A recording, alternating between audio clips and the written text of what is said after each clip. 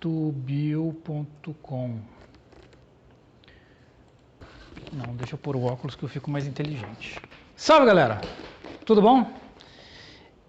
Queria agradecer a todo mundo, viu? Eu postei o primeiro vídeo hoje cedo. Agora são 10 para 7, a gente já tem 79 views. Eu não esperava tanto. Sério, muito obrigado a todo mundo que assistiu, compartilhou e que curtiu. Eu tenho recebido críticas muito boas. Queria agradecer muito por vocês terem feito isso. Isso me motiva a continuar. Prometi no primeiro vídeo que eu ia esclarecer algumas coisas. Também vou responder algumas perguntas que fizeram, algumas interessantes. Primeira delas, por que água destilada e não água da torneira ou água mineral? No final do primeiro vídeo, eu falei da tal análise não destrutiva e análise não invasiva. Bom, para que isso seja feito naquele caso, a gente precisa garantir que a única coisa que tem naquela água é açúcar. E na água torneiral, a gente tem alguns sais minerais, algumas outras. Então, qualquer resultado que a gente vá colher daquela medição estaria sujeita à interferência daquilo que não é açúcar e que está ali na água. Além de ser uma prática legal de laboratório usar água destilada. Outra pergunta, por que não sal? Pergunta interessante, porque se vocês consultarem ao Google, vocês vão ver que o índice de refração do açúcar e o índice de refração do sal de cozinha, são parecidos. Mas acontece uma coisa interessante. A forma como o sal interage com a água é diferente da forma como o açúcar interage com a água. Se vocês olharem a molécula de sal é muito simples, cloreto de sódio. E a molécula de açúcar é bem mais complexa. Se eu quisesse fazer o experimento diluindo sal, dava. Eu provavelmente ia chegar no mesmo lugar, mas eu ia ter que diluir uma quantidade enorme de sal na água até eu começar a ver algum efeito. Por que o jogo de espelhos? Simples. Porque é mais fácil eu mexer com isso aqui do que com o laser. Expliquei, o laser precisa ficar quietinho.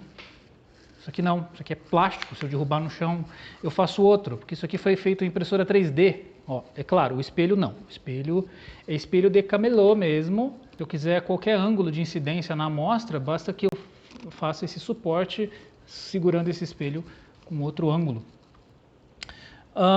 E vamos lá, né? Fiquei de esclarecer aquele setup. Vou colocar umas imagens aí, espero esclarecer algumas dúvidas. Então, para fazer esse experimento, a gente precisou de nada além de uma amostra com água e açúcar, ou um laser. Nesse caso, a gente utilizou um laser vermelho. A gente também utilizou espelhos. E aí, claro, a gente tem a trajetória que a gente espera que a luz faça. Muito bom. Agora vamos falar um pouco da lei de Snell para que a gente entenda como que eu cheguei na configuração de espelhos. A lei de Snell, ela ensina para a gente o seguinte. Uma vez que você incida luz num espelho, ou num condutor perfeito, essa luz vai bater e vai refletir.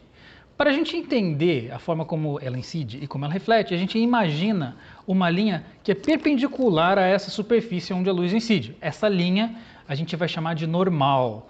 É a linha normal ao espelho. E a partir dessa linha que a gente calcula, o que a gente mede os ângulos. O ângulo de incidência e vai haver ali um ângulo de reflexão, que são iguais, são sempre iguais. Todo mundo que joga sinuca sabe disso. No caso do experimento, a gente usou 45 graus. Eu queria fazer com que a luz entrasse no tubo de ensaio a 45 graus. O laser vem nessa direção, bate aqui e sobe, fazendo um ângulo reto. Então ele vai acertar esse segundo espelho e descer, fazendo os 45 graus que eu quero para ele acertar a amostra. Eu coloco esse espelho aí a 45 graus, eu dou uma inclinadinha nele, então eu faço a luz fazer a primeira curva dela, um ângulo reto. O segundo espelho, a gente aplica o mesmo princípio, mas eu não quero que a luz faça um ângulo de 90 graus quando bater nesse espelho, eu quero que ela faça um ângulo de 45 graus quando ela bater nesse espelho, porque daí ela vai sair no ângulo que eu quero. Eu preciso que o ângulo que ela forme com a normal desse segundo espelho, olha aí, seja de metade de 45 graus. Porque se o ângulo de incidência é igual ao ângulo de reflexão, a soma dos dois tem que dar 45 graus. E aí o que acontece? Por isso que o segundo espelho é menos inclinado do que o primeiro. Então assim a gente conduz a luz a entrar na amostra a 45 graus. O ângulo com que ela vai sair da amostra vai depender de algumas outras coisas. Vocês podem ver que eu não estimei o índice de refração da mistura, porque isso é mais complicado de se fazer. Para eu estimar o índice de refração da mistura, olhando naquela régua que ficou lá no chão, eu precisaria considerar um monte de outras coisas, porque a luz também está sofrendo refração dentro do tubo e depois ela vai sofrer refração quando ela sai do tubo.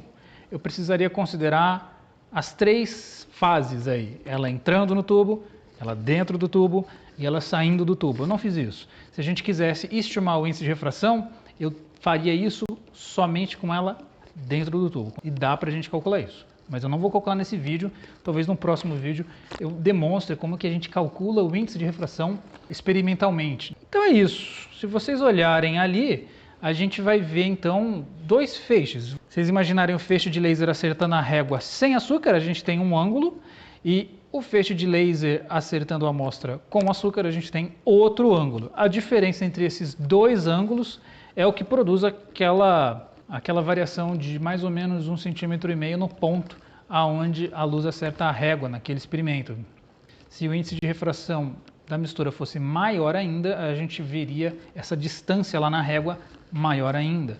Se vocês olharem o que Snell afirma, a lei de Snell, quando uma luz, um feixe de luz, sai de um meio que tem um índice de refração mais baixo e entra num meio que tem um índice de refração mais alto, como é no caso da experiência, ele sai do ar e entra num tubo que tem água, então a gente espera que a luz ela vai se aproximar daquela linha imaginária que a gente chama de normal. A luz está entrando com esse ângulo aqui, a gente imagina normal.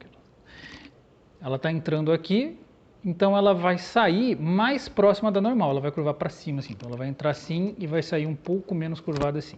Depois ela vai fazer a mesma coisa, aí ela vai sair de um meio mais denso, que ela está dentro da água, e vai para o ar. Então ela vai se afastar dessa linha imaginária que a gente chama de normal.